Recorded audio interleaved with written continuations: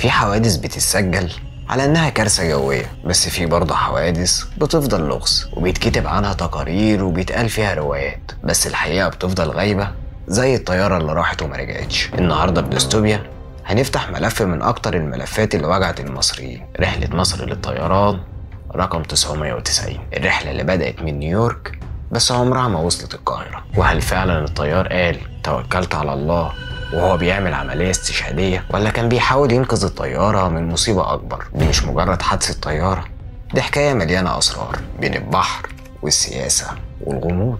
كل شيء بدأ بالصمت، ثم بدأت الحقائق تختفي. ديستوبيا ليست مكانا، إنها نحن ديستوبيا.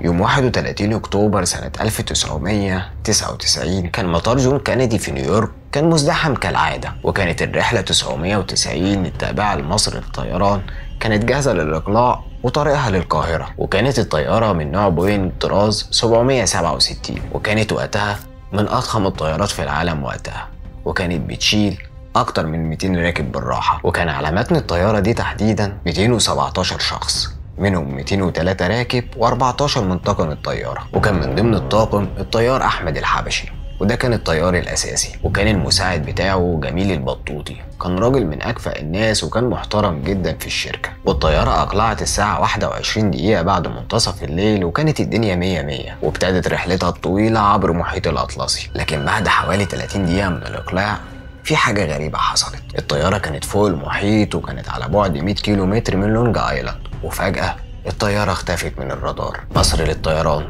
990، هل تسمعني؟ ولكن مفيش رد. وفي خلال ثواني الطيارة وقعت في المحيط، 217 شخص اختفوا في لحظة. وهنا العالم كله اتقلب من أخبار وإشاعات ونظريات، وكل الناس بتسأل ازاي طيارة حديثة زي دي بتقع فجأة كده. والبحرية الأمريكية نزلت من عمليات بحث ضخمة من غواصات وطيارات ومن سفن، وبعد أيام من البحث لقوا حطام الطيارة متناثر في البحر. بس كان الأهم بالنسبة لهم وهو الصندوق الأسود، وده اللي كان بيسجل أي حاجة بتحصل جوه الطيارة في الكابينة. وبعد بحث طويل لقوا مسجل صوت ولقوا بحث البيانات، ومن هنا بدأ الغموض يزيد. التسجيل كان بيوضح إن كابتن أحمد الحبشي كان بيقول للبطوطي إن هو رايح الحمام، وخرج الحبشي وبعد ثواني البطوطي لوحده في الكابينة وقال الجملة اللي غيرت التاريخ: توكلت على الله. الطيارة ابتدت تنزل بسرعة رهيبة والمحركات اتطفت يدويا، والصوت كان بيبين ان البطوطي كان بيتكلم بهدوء وان هو في سلام غريب وسط الكارثة دي كلها. وبعدين بيرجع الكابتن الحبشي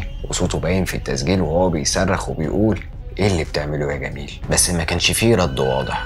وبعدها التسجيل بيتقطع على صوت سكوت وصمت واضح. وهنا بقى المجلس الوطني الامريكي لسلامة النقل حلل التسجيل ده وقال ان البطوطي هو اللي كان ماسك التحكم، وان هو دخل الطيارة بغطس متعمد، يعني من الاخر عملية استشهادية. بس الجانب المصري رفض الاتهام ده تماما، وقال ان البطوطي راجل متدين ومحترم، وانه كان راجع مصر عشان يتكرم ومستحيل ان هو يعمل كده. وقالوا ان ممكن يكون حصل عطل مفاجئ في نظام الذيل زي ما حصل قبل كده في طيارات بوينج تانية. ويوم 24 نوفمبر سنة 1999 ظهر التقرير الأمريكي الأول وقال إن البطوطي قال جملة توكلت على الله 11 مرة، وده طبعا خلى الإعلام الأمريكي إن هو يصورها إن دي عملية استشهادية. لكن المصريين ردوا عليهم وقالوا إن دي جملة عادية وأي حد مسلم بيقولها في وقت الخطر. وليد البطوطي ابن عم جميل البطوطي طلع للإعلام وصرح وقال إن جميل كان بيدافع عن الطيارة وإن دي مش عملية استشهادية زي ما هما بيقولوا. وقال كمان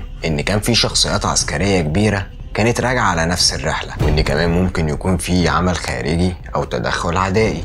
والكلام ده فتح نظريات تانية، إن الطيارة مثلا اتضربت بصاروخ أو اتعرضت لهجوم إلكتروني، وعشان كده البطوطي طفى المحركات، وده لان اي صاروخ بيمشي ورا المحركات، فلما جمال لما شاف الصواريخ جايه عليه طفاها. ودي كانت نظريه طلع قالها وليد ابن عم. والتحليل المصري قال ان هو كان ممكن يكون يمنع خلل او حريق حصل في النظام الآلي، يعني بالعربي كان بيحاول ينقذ الطياره مش يدمرها. وفي لحظه الرعب دي قال الجمله اللي بيقولها اي مسلم وقت الموت: توكلت على الله. والتحقيقات قعدت استمرت لمده سنين، والمجلس الأمريكي قال إن هي عملية استشهادية متعمدة. لكن التحقيق المصري قال العكس تماما، قال إن السبب فني والطيار بريء. والرئيس حسني مبارك وقتها رفض التقرير الأمريكي علنا وقال إن اللي بيقولوه ده مش منطق ولا مقبول، وخصوصا إن وقتها كانت العلاقات المصرية والأمريكية كانت متوترة شوية. وجود ضباط مصريين على الرحلة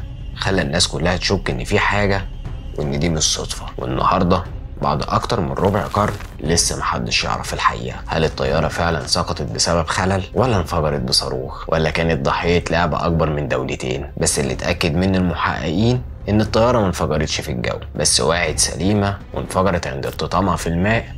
وده يخلي إن نظرية الصاروخ ضعيفة لكن مش مستحيلة. يمكن الحقيقة ماتت في البحر، ويمكن اتدفنت مع الركاب، ويمكن اتكتبت في ملف سري في أمريكا. لكن الأكيد إن كل مرة بنسمع فيها تسجيل لجميل البطوطي ونسمع صوته وهو بيقول توكلت على الله، بنحس إن في حاجة ناقصة، حاجة محدش عايز يقولها. ودي كانت قصة الرحلة 990، الرحلة اللي بدأت بدعاء وانتهت بسكوت في البحر. متنساش انت بقى في التعليقات تنزل تقول انهي تحليل قريب وايه النظرية الصح اللي انت شايفها، ومتنساش تدعمنا بلايك وشير، ولو كنت على اليوتيوب متنساش تعمل سبسكرايب. سلام.